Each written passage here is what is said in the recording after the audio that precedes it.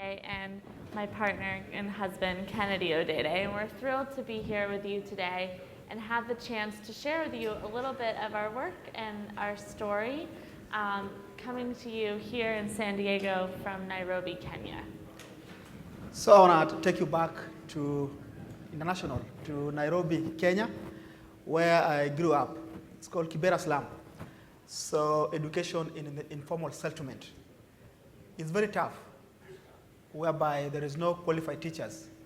This is a place that can be compared to Central Park in the size and live more than 1 million people. It's a very, very tough life. And as a kid, I remember I was asking my mom all the time that to take me to school, but they were very poor.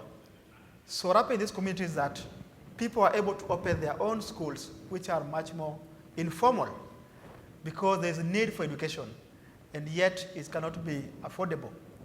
So at the age of 10, I ran away from our house because we were so poor, and my parents could not take me to school.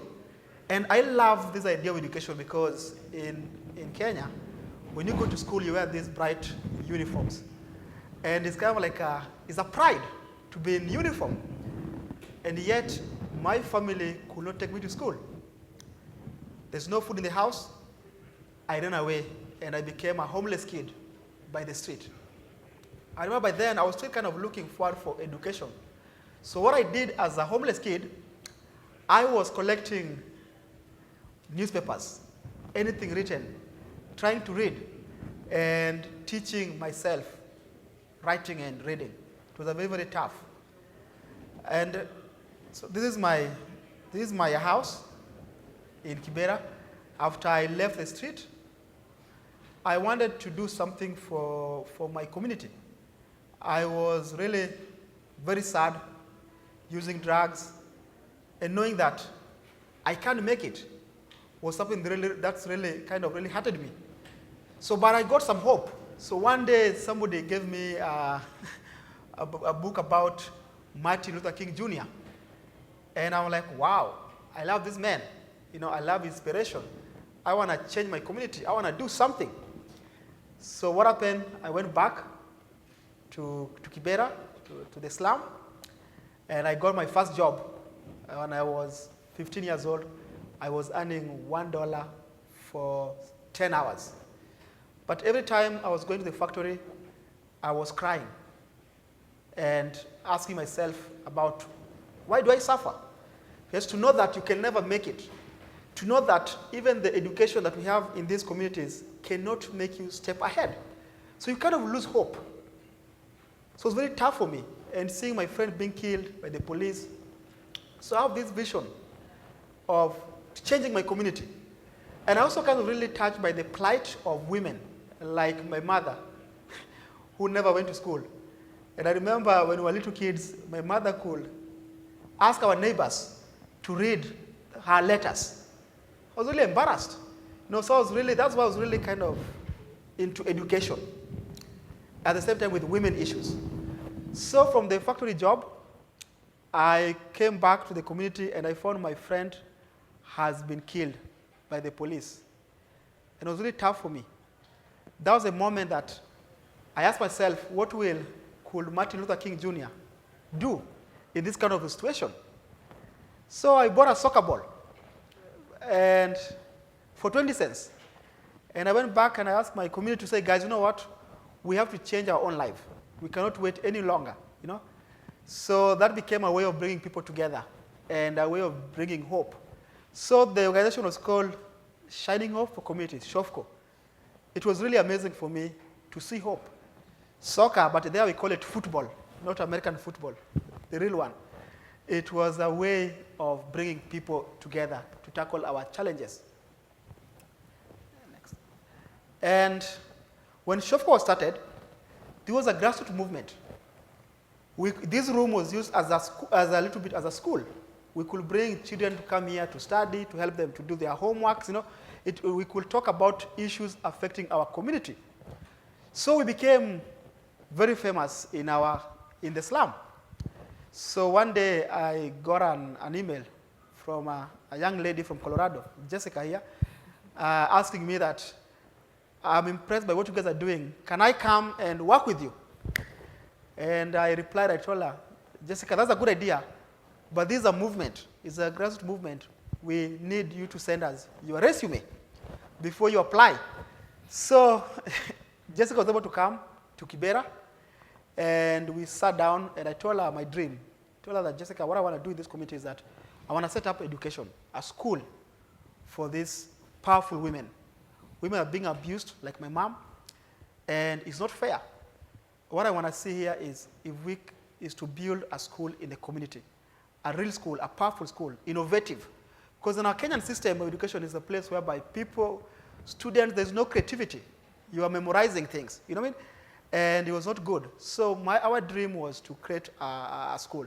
So Jessica came to Kibera, and we started working together, and we were able to build the first girls' school in the community. That was really powerful for me to see that we came from a long journey that we can be able now to build our own school. And the school has been really amazing. Our girls are performing very well. But at the same time, how do you use a school that is linked to social services around the community? Because men is a patriotic society whereby men has been having everything. And now we're having a school for girls. That was tough. So we came with the idea is to link the school to be holistic, whereby at the school compound we have hospital, we have community empowerment programs, and this really clean water. This really worked because it brought what I call safety for the education, safety for our students. So even men felt that they were part of this movement. Yes, so you can see there that the girl child became the center, and in that way, we were able to convince men to start supporting education.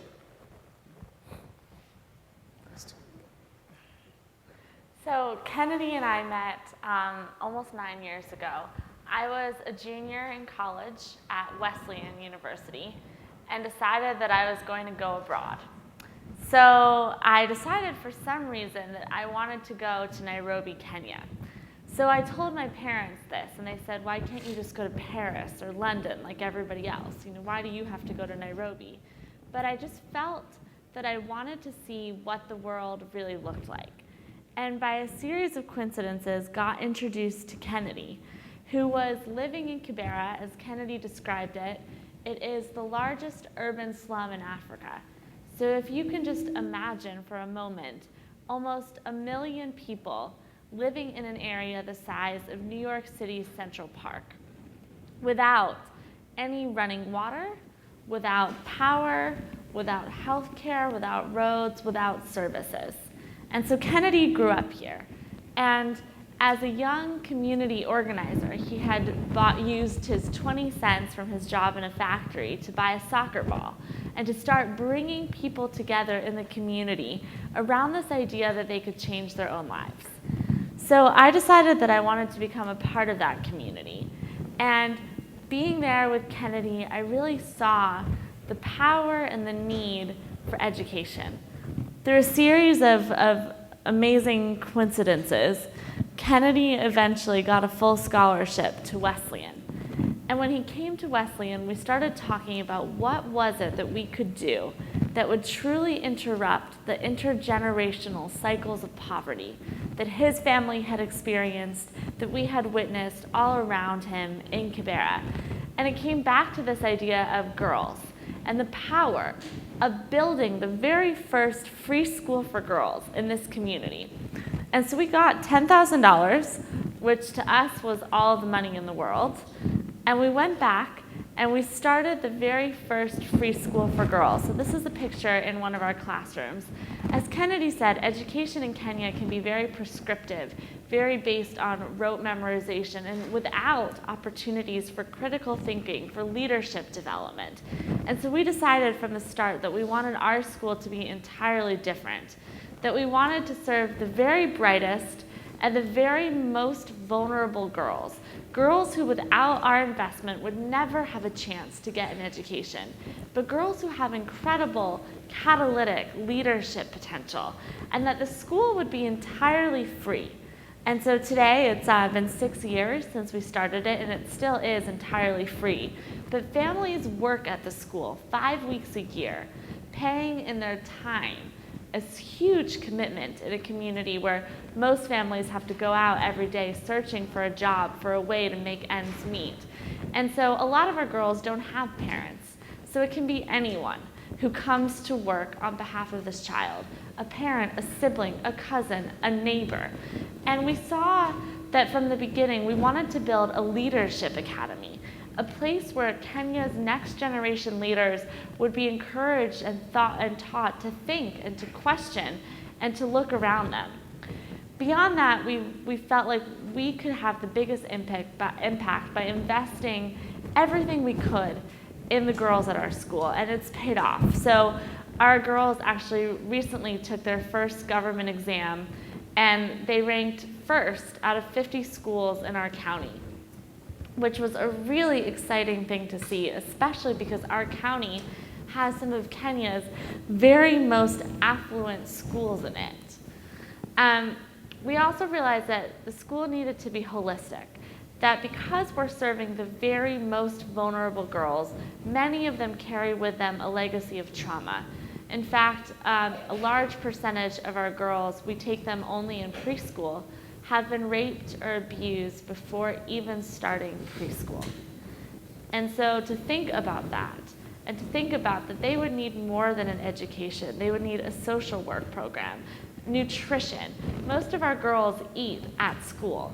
And so we provide breakfast, lunch, and an afternoon snack.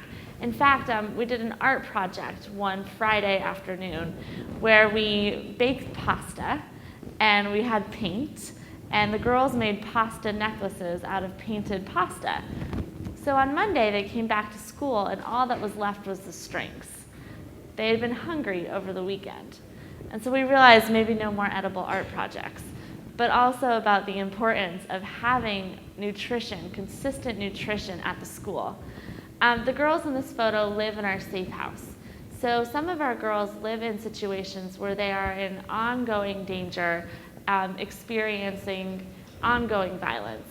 And so we have an emergency safe house where we're able to take them and find a more sustainable long-term situation that will be better for them and for their ability to realize their full potential. Our oldest girls are in 7th grade and will go up to 8th grade. We're now looking for partnerships to funnel them into high schools, leading high schools in both Kenya and in the United States. In fact, we have 6 girls coming this summer to go to the summer programs at Miss Porter's school and Loomis Chafee's, and so they are doing incredibly. And actually, one of our students, Eunice, got to come and speak at Lincoln Center in New York City last April. And she stood on stage. This is a girl who didn't speak a word of English 6 years ago. But she stood on stage in front of 2,300 people. Kennedy and I were speaking with her too. And we asked her if she was nervous. And she looked at us like that was the craziest question anyone had ever asked her. So she walked on stage and she delivered this poem that she had written about her dreams. And as she was performing, she got emotional. And so I asked her later on, Eunice, why were you crying? And she said it was because her poem was about her dreams, and yet as she was standing on stage, she felt like she was living a dream, which is an incredibly powerful thing to see and experience. As Kennedy said, it's more than a girls' school, but it's really this model of how could we put girls' education in the center of a holistic ecosystem that makes the school for girls a portal of value for the community as a whole. And so we have a health clinic that served over 77,000 people last year in the community, providing preventative care, primary health care, maternal care. And we'll serve over 80,000 people this year. And we've seen that this is important, not only for creating buy-in in the community around the School for Girls, but also for dealing with the holistic issues facing the very poorest and yet the very brightest girls who come to school with health issues, their families experiencing health issues. And so really thinking about how could we solve in an innovative way for the holistic concerns of the community. We also have maternal and child health care, deworming programs, very holistic in nature. We run community centers throughout the entire community, open to anyone. And so these are actually some of the only libraries in the community where kids who go to other schools who maybe can't afford the resources and the books can come and use the resources at our library. We have programs that are training young people for jobs, and the jobs of today, but also tomorrow.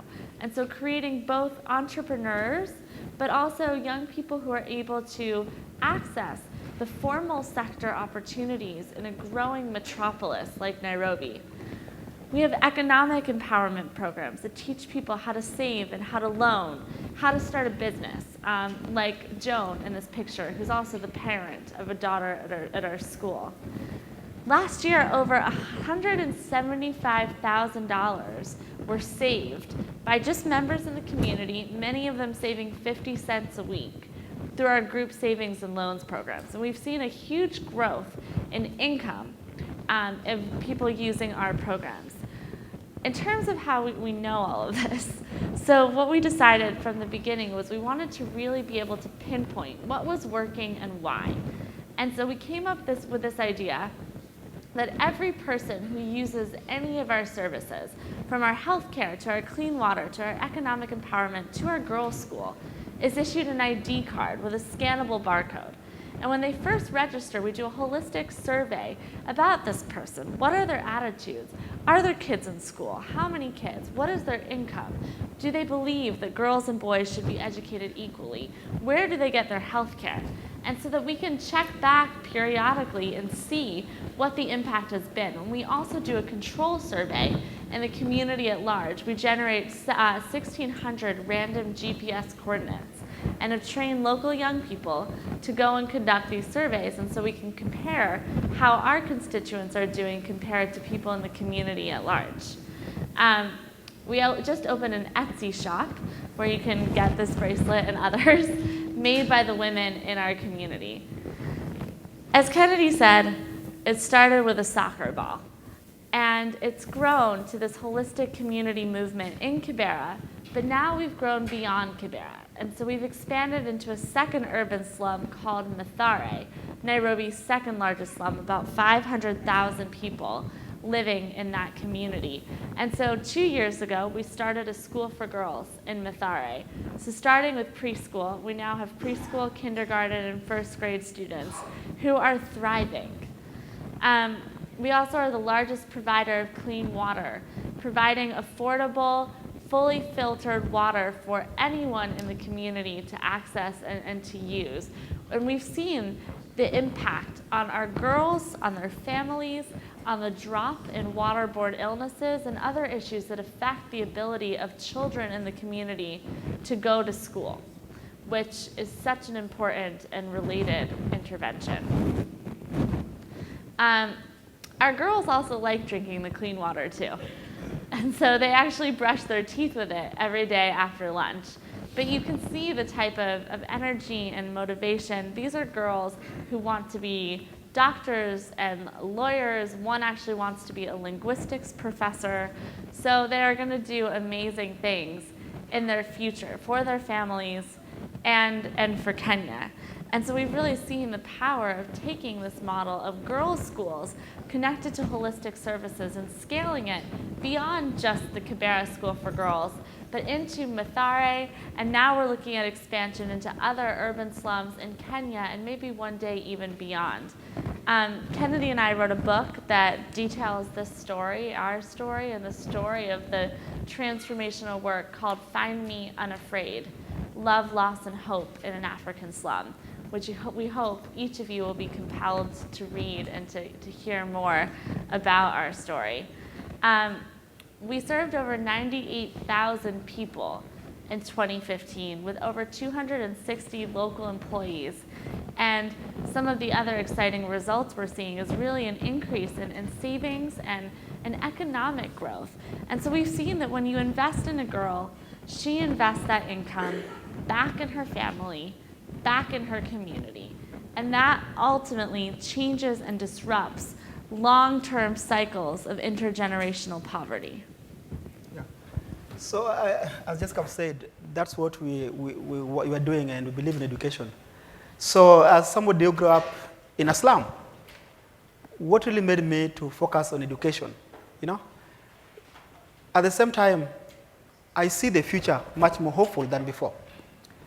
Just being with my mom and other women in the community who are doing something called merry-go-round. So they were going and saving their income so they can start business. And just think about this. These women could not write their names and the name of the amount they're collecting. It was very sad, just because they were denied education. That made me cry. I was 8 years old, seeing my mom struggle to write these things. And I'm like, education is the future. And as a kid who grew up with no education, I taught myself how to write and read from the street. And when I met Jessica, Jessica asked me the level of my education. I told her, I have PhD. She's like, Kennedy, from where? And I said, from the street. You know what I mean? Yeah. So why do I see the future looking much more better? Because of technology. Right now in Kenya, we have something called M-Pesa, whereby people are using transactions on their phone. It's so sad that some people could not use that technology because of lack of education. So at Shofco, as we have a girls' school, we also have a school for adults. You know, and I've been really touched to see them feeling that they are being left out by the technology, by the future. You know? So I see this thing for me really gives me future, that the world will be better. Because without education, really nothing can happen. And I just feel really humbled that I can be standing here today, sitting here. It was only 6 years ago. Think about it. Only 6 years ago, I was living in a slum with no drinking water, you know, with no hope. And right now, I'm here to share about education. You know? So I think if we really work hard on what we believe in, things can work. And for me, what really drove me to be where I am is hope. Because without hope, you don't know how tomorrow is going to be. As I say about working in the factory, I looked around and see other older men who what they were doing is to earn $1 for 10 hours. And they were comfortable. And they were in their 70s, some were in their 50s. And I was 15 years old. And I asked myself, really? Will I do this job, this hard job in the factory that I'm earning $1 for 10 hours for the rest of my life? I was crying. And then something happened. One day I was pushed by one of the managers because I was tired of carrying the heavy sacks, and I said I needed some rest. And he told me, you are not educated. Wake up and work. And I saw that lack of education. And I say that what I want to do in my community is one day build a school. So I feel really happy that 6 years ago now we have a school in the community, and I'm seeing, I don't want other people to pass what I passed through in life. That'll be my dream. I want them to have education that is creative.